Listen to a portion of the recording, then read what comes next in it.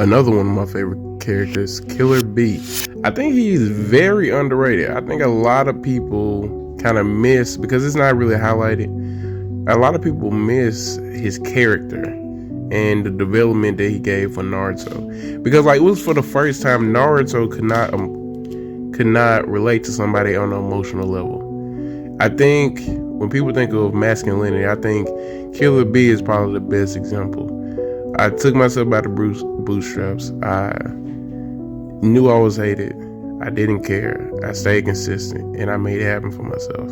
I didn't wait for the approval of everyone around me. I decided to, in order to define myself for who I am, you have to catch up to me. And if we think about it, I think most people probably should find a way to live that way, not defined by others, finding their own path.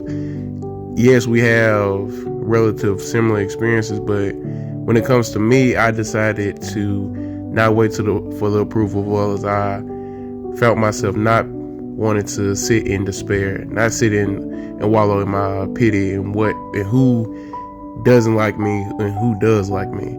I decided to love myself first before anybody else could give me a chance to disrupt what I have for myself.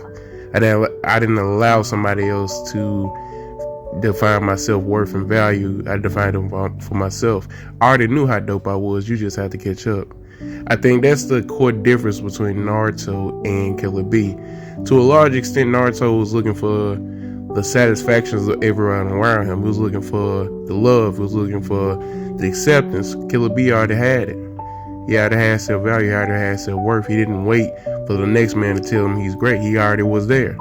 Hate me, love me, do whatever you need to do, but at the end of the day, I'm still me. I'm still gonna create. I'm still gonna be the person I need to be. And I think, once again, we gotta take it back to the art.